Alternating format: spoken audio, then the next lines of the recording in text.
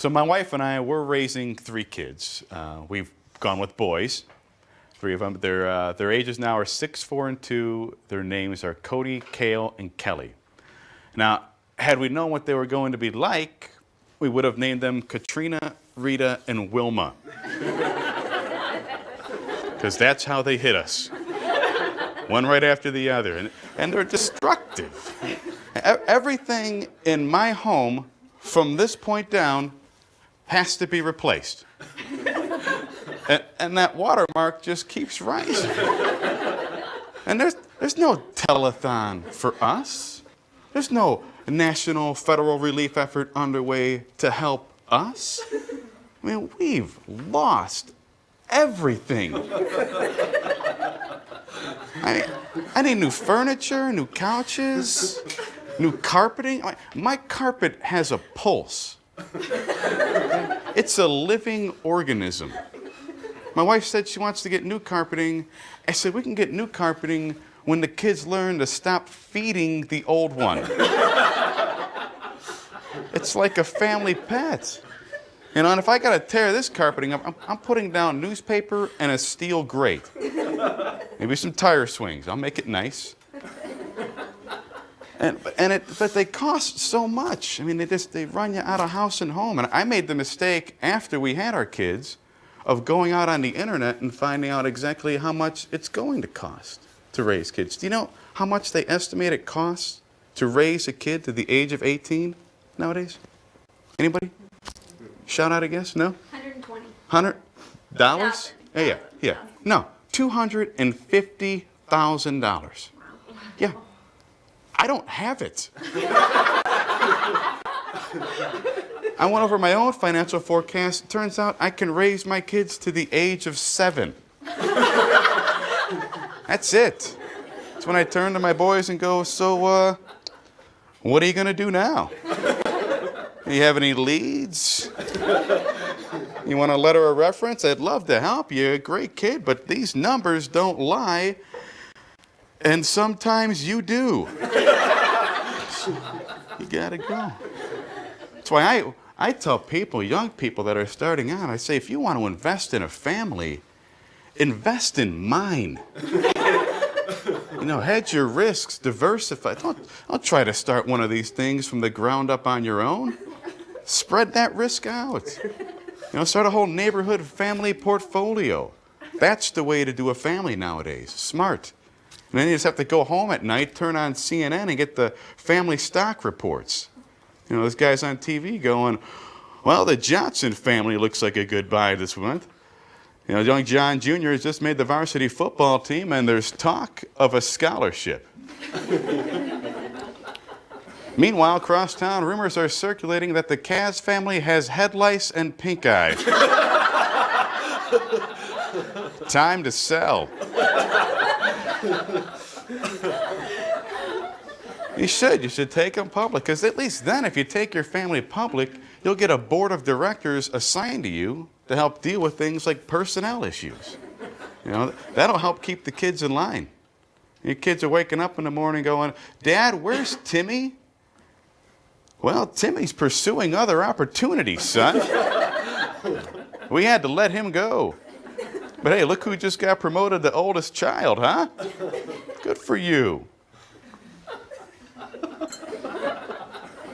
But everything changes when you have kids. Everything. Even the way people treat you changes. I noticed that. I noticed when we started having kids, suddenly strangers, people you've never met before, feel compelled to walk up and make comments to you. Never saw that coming. And when you have one kid, it's fine, because the comments are all nice compliments. They say things like, oh, what a beautiful baby. You're so lucky. And I can listen to that all day long. But after the second and third kid comes along, the comments aren't compliments. They're just really unnecessary comments.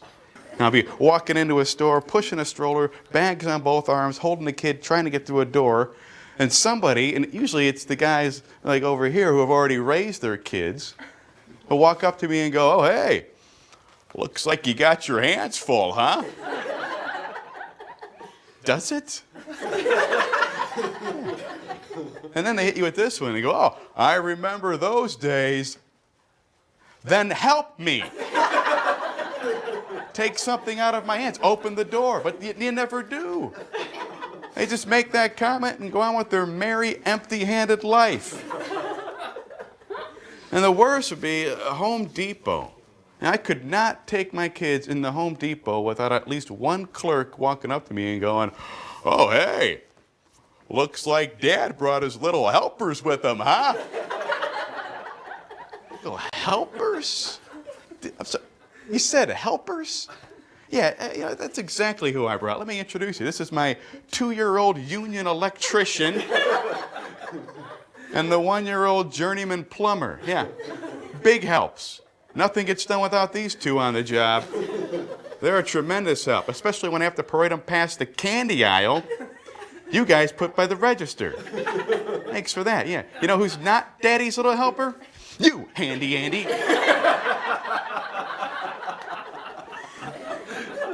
Now, where are your plungers? Okay. Thanks to Daddy's little helpers here, I got to go home and suck Elmo out of a 4-inch P-trap.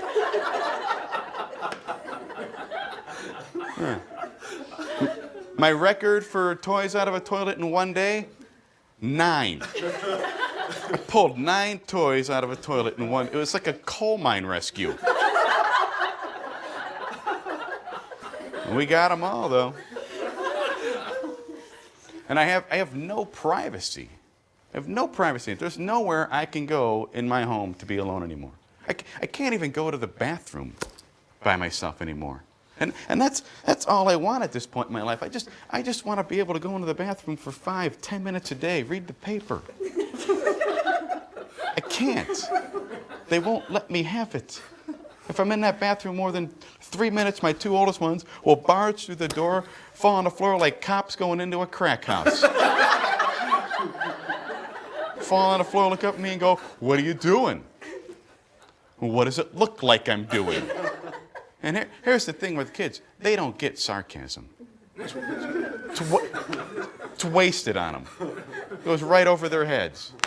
They'll actually start to guess as to what I'm doing. Are you going potty? Yes. Can we see? No. Get out. One Sunday, I'll never forget this. One Sunday, I got up and I'm just trying to go to the bathroom. I'm just trying to read the paper. You know, can't do it. My oldest one barges in, walks up, climbs up, sits on my shoulders. That's rude. You don't do that. I'm sitting there, I look like a constipated totem pole.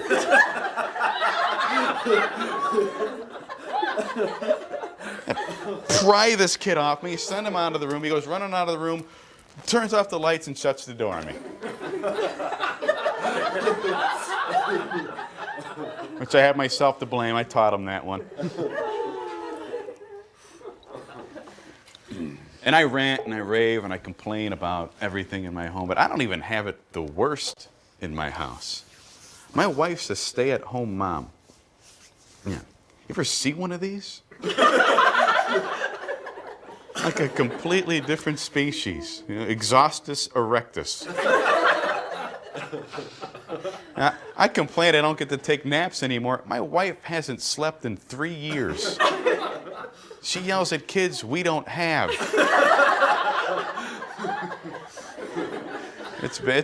I can't imagine that job. I come home from work at night. My wife's more excited than the dog to get let out the front door. I pull in the driveway. It's all I see is her and the dog in the front window going, I want to go walk. I want to go for a walk. I want myself. Open the door. I want to go. Open the front door. They both go tearing through the neighborhood. I get calls from the neighbors. I think your wife's in our yard. She'll make her way home when she's ready. A tough job, but everything changes. Going out to eat changes, if not ceases altogether. You know, when it was just my wife and I, we used to go out to eat all the time. We used to go out whenever we wanted to go, wherever we wanted to go to the nice restaurants, eat hot food. Remember hot food? It was so good. It was great for me, especially me. It was great. I used to be able to eat my whole entree. I'd get half of hers. And then we'd split a romantic dessert. We used to feed each other chocolate souffle across the table, a nice candlelit table. Now I eat Cheerios out of her hair. Not quite as romantic, but heart healthy. No cholesterol in those things. But now, forget it. After the third kid, you can't go to the nice restaurant. They wouldn't let you in if you tried. Now we got to go to Denny's. That's where we can afford to go, because on Tuesdays and Saturdays, you know what? Kids eat free. There's a catch to that. You have to eat with them. We found out the hard way the first time we dropped them all off. It was one upset restaurant manager. And after that third kid arrived, when you go into a restaurant with 3 kids under the age of 5, people hate you. The smokers give us dirty looks. You walk in, the wait staff avoids you. They all take off and back. You see the waiters back there playing rock, paper, scissor to see who's got to come take your order. So I'm in a restaurant trying to yell down a waiter going, "Hey, you, excuse me. Hey, hello. Yeah, you. No, yeah, kid. Yeah, scissor guy. I see you. That guy threw rock 3 times in a row. You didn't see the pattern there? You lose. Let's go. Run with your little scissors over here. And you got 20 minutes before a full meltdown occurs. So let's do this. You ready? All right, I need 1 high chair, 2 booster seats. Need an order of chicken fingers and French fries with a side of ranch dressing. Make sure none of the ranch dressing is touching any other food on the plate. Yeah, write it down. Okay, need a grilled cheese sandwich with the ends cut off and a side of fruit. I need a bowl of strained peas for the baby. I'll have a chicken quesadilla. I'll have a club sandwich and a decaf. I need 1 large lemonade, 2 small lemonades with lids and straws, some fun puzzle placemats, a couple boxes of crayons, 3 to-go cartons. Here is my credit card. We are ready for the check, and yes, I have a coupon.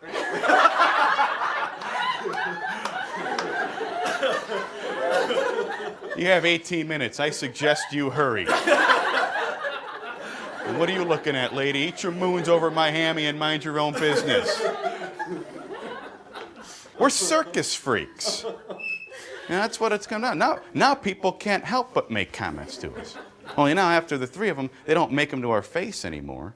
It's all whispers and innuendo everywhere we go. We just hear them talking. We pushing the 3 boys in a stroller. You hear people going, "Honey, look at those people. Look at them. I think they have all boys. How does that happen?" I actually had a woman ask me one time how that could happen.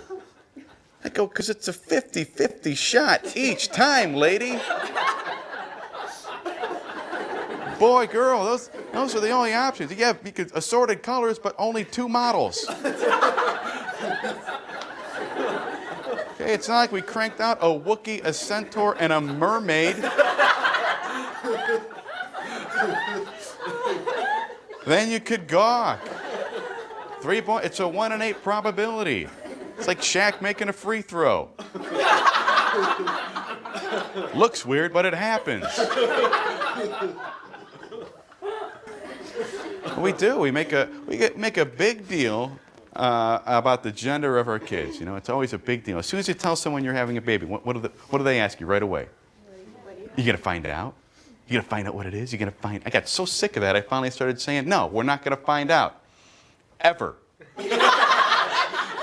We're never gonna look. Figure it's none of my business, so it's certainly not any of yours." And that qualms that issue right away. But we fell into that trap too with, finding out, my wife and I. On the first one we found out. On the last 2 we didn't find out.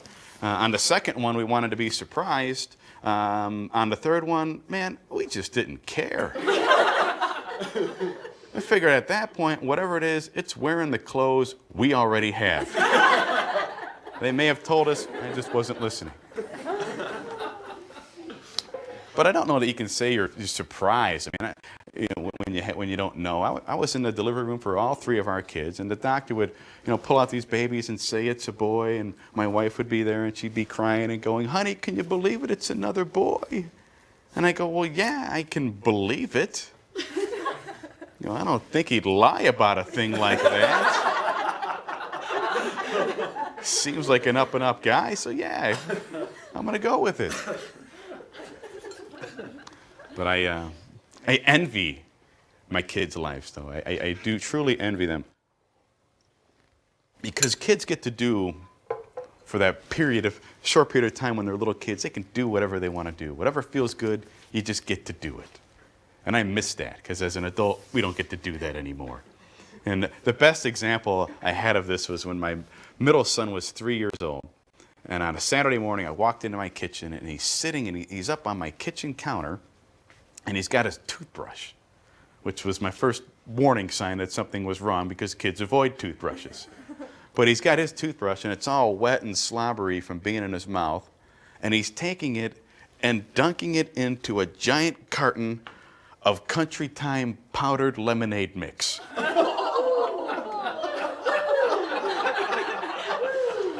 And brushing his teeth with it. Just sawing into his gum line. And I freaked out right away, and I ran up to him. I go, "Cale, what are you doing? You can't do that. This is not what this is for." And he looked at me, and one of his eyes was already fully dilated, just wide open, taking in light. And the other eye was just kind of twitching a little bit. But he shoots me a look like I'm crazy. Like, where am I coming from? And he shoots me this look that says, "I just found a carton of flavored sugar. What was I supposed to do with it?" And I stopped yelling at him, and I thought for a second, this kid's right. And I was pretty impressed with him. Here this kid is, 3 years old, on his own, sets off one morning with a toothbrush and a carton of Country Time, and achieves nirvana on my kitchen counter. And I thought, that's pretty impressive. And I stopped and I thought, when was the last time I did something like that? Just nonsensical, just do something because it feels good. Forget about the health consequences, all of that. Just do it. And I couldn't remember the last time I had done that. So I went and got my toothbrush. And I licked it, and I stuck it in there, and I started brushing. And you know what, folks? It burned. Oh, horribly. It hurt. It hurt. And I looked at my son, and I go, "You enjoy this?" And he just looks at me and goes, "Wait for it." And then it hits you. That sugar rush gets into your blood system. And then we just sat there. It was a great moment. Just, a father and a son, sitting on a kitchen counter, a couple of toothbrushes, Country Time. And drool lines going down to the floor. Looked like those old oil lamps. And we had a real special moment. And then my wife came into the kitchen. And I'm no longer allowed to touch the Country Time. And he got up early to do that. And I don't know how they get up early to do these things, because they don't go to bed at night. They don't sleep. And that's one of the hardest things, is trying to get my kids to sleep at night. And I remember last Christmas, I was reading that story the night before Christmas, and I got to the page where it says, "And the children were all nestled snug in their bed." And I got a picture of these kids. They're in bed. First off, they're in bed, and the blankets are pulled up to their chest, and the sheets turned down over the blanket, and the little hands are on top of the sheets, and their heads on the pillow, and they're just sleeping, little sugar plums dancing through their head. I go, I don't know who wrote this book, but they didn't have kids. I don't think they've ever seen a kid. This made less sense than a Dr. Seuss book. You ever go into your kid's room after they've fallen asleep? They're not even on the bed. They're half on, half off, splayed across the room. Looks like somebody shot them out of a cannon. My kids don't fall asleep in bed. They pass out mid-cartwheel. Like a narcoleptic Cirque du Soleil troupe. But once they're out, they're out. And when they fall asleep, they're done. You could pick them up and do a marionette puppet show with them. They are not waking up. And I miss that too. I want to sleep like that again too. I don't get to sleep like that. I mean, what do we need nowadays to go to sleep? We all have to have a sleep number bed, a pillow between our knees, white noise in the background, 3 glasses of wine, and a unisom. Just to get 4 hours of that twitchy nightmare sleep. And, well, 3 boys, the thing with boys is they're gross. They're so gross. I mean, I'll give you an example. We were in Disneyland about a year or so ago, and we were in the line for the Small World ride. And you know when they say don't touch the handrails, you got to walk through all those rails to get to the ride. And they say don't touch the handrails because they're filled with germs from literally thousands of people touching them all day, and they don't clean those rails all that regularly. So they're filled with bacteria and germs. And I'm doing my best. I'm walking through and I'm not touching the rails. And I look back to see if my family's keeping up with me. And my oldest son is licking the handrail. Yeah, he's licking it. Not a little bit either. He's not just like tasting the handrail. No, he's walking towards me going, ah. He wiped the rail clean. You could see the streak where it was wiped clean. It was horrifying. I'm standing there. I honestly didn't know what to do. It was like watching a bus wreck. Other parents are turning their kids away in horror, like covering their children. And I did not know what to do. And for a second I thought, well, what would Jesus do? And I think Jesus would be as stumped as I was. If he was standing there next to me, he'd have just went, oh, you really got your hands full, huh? Thank you. And they're such hypocrites too, because it was about a half hour later, we're somewhere else in the park, and I calmed down from that fiasco, and I decided I'll get the kids ice cream. So I got everybody ice cream, and my oldest one, again, the rail licker, he starts getting upset because his little brother wants a bite of his ice cream, and he goes, Dad, I don't want to share with him. He's going to get his germs all over it. I go, are you kidding me? I go, you just licked 10 feet of handrail. You're lucky any of us want to be in the same airspace as you 3-foot walking Ebola hot zone.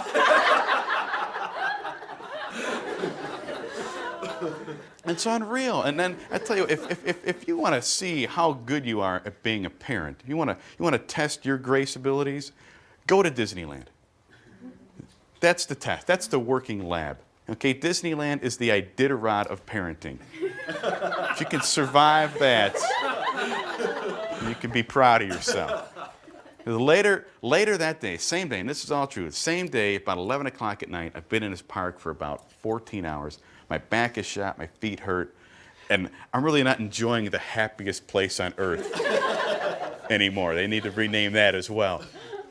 And my oldest son again, and this kid's been pushing my buttons all day. My oldest son says he wants to go on Space Mountain one more time, which is at the opposite end of the park from where we're at. But it's the vacations for them. It's not my vacation. I don't get vacations anymore. I chauffeur to vacations. So I suck it up. I suck up all the grace I have left, and I say, okay, I can do one more ride. I can do this. So I say, okay, kid, let's go. And we start going through the park, and we get to the middle of the park, and we run into what I think was, yes, it was the 1,000th parade of the day. Because who doesn't love a parade, right? Huh? Yeah? Me, that's who. Don't care for him. I can't get across the street to get to where I need to go. And there's all these people are crowded around here, and when this parade's over, the park's closed. So I got to pick this kid up, 45 pounds, put him on my shoulders, run down to the entrance of the park, go around the ropes, up the other side just to cross 15 feet of Main Street. And I do it, and we get clear of the people, and I literally can't carry this kid anymore. My back hurts too much. So I start to take him off me, I turn him around. As I bring him down, for some reason, he reaches out, grabs hold of my shirt pocket, rips it off, tears my shirt all the way down to my belt. Just a big flap of shirt hanging down there. And he looks up at me, and he can see, Dad's going to blow. This is it. Grace meter, ding, out. You are out of grace. You need to get grace quickly. And I'm about to explode on this kid. And this kid, 45 pounds, nothing, skin and bones, looks up at me, looks me dead in the eye before I can get a word out, and goes, "Don't worry about the shirt. Worry about the ride."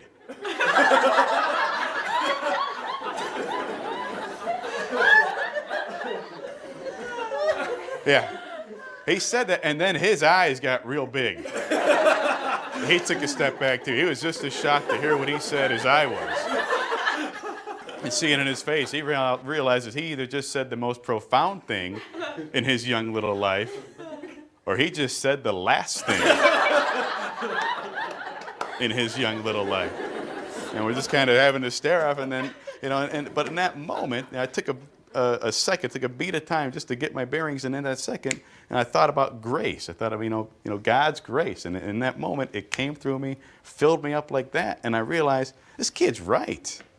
Hey, the kid's he's on the right page. I'm not. He didn't mean to rip my shirt. That was an accident. He was just getting down. And he's right, too, because there's nothing I can do about that shirt. It's gone. Shirt's ruined, man. But that ride is right over there. And we can still make it. So I said, "Okay, kid, you're right this time. Let's go." And he smiled, got big, and he took off running. And I can't run anymore. I'm just kind of like shuffling my way behind him, and I'm watching him up ahead. And he's running full speed across the asphalt, and he trips. I watch him trip. And he goes flying through the air, like Pete Rose, Charlie Hustle. He's Superman in it. And he hits the asphalt and slides and skins up his knees and his elbow and his hands. And I run up, and I don't run, I shuffle up to him. And I catch up to him, and he's just on the ground now. He's just this little 45-pound kid with tears in his eyes. His knees are skinned, his hands are skinned. And he's looking up at me, to make it all better. Daddy, make the pain go away. And it kind of broke my heart when I looked down at him. And I just looked down at him and said, "Don't worry about your knee, boy. Worry about the ride." Yeah, grace is fun. You can have your own little style with grace. But he loved that. His eyes got big again. He smiled, wiped his tears away, and got up. And we both we're both like this, flag down around. And we made it. We made it to the ride, and we had a great time. Where we laughed on that ride, and it was a night and a moment I'll never forget. And it's because of God's grace. Because if I'd have acted the way I wanted to act, I'd have blown it. In that earlier situation, I'd have went off on this kid, and it would have drove a wedge between him and I. I would have ruined that whole experience, that whole moment. And instead, because of God's grace, I have one of my most favorite and cherished memories out of it. And the last funny part of that is after we got off the ride, we have to go meet my wife and the other kids at the front of the park, and here we come. Yeah. He looks at my shirt's ripped and he's bleeding. She thought we fell off the roller coaster. So, how about disciplining kids? How do we do that nowadays? That's hard. Can you spank your kids? It's getting harder. Thanks to Dr. Phil and the super nanny, my Worcester parental punishment has been reduced to timeouts and a naughty mat. It's not fair. Our parents got to use, belts, shoes, wooden spoons. Anything they get their grubby hands on was fair game. What do I get, carpet swatches? It's not fair. We should have tasers by now. Not the big ones, just little baby tasers. Just something to lock them up for a few seconds. And figure out what's going on in a room. Because I look and feel like an idiot trying to intimidate my kids with the threat of a timeout on a naughty man. Running around my house going, hey, knock it off, you two. Stop it now or I will place you on carpet. Oh, you want to give me the look? Yeah, give me the look, tough guy. Keep it up. What do you want, the shag or the nylon? Huh? Because you're going there. Okay, I'll put your bare butt on a Berber, so help me. It's ridiculous. I mean, I can't imagine my dad trying to adhere to the timeout system. You look back, it's insane. Somebody handed my dad a naughty mat, he'd have rolled it up and beat us with it.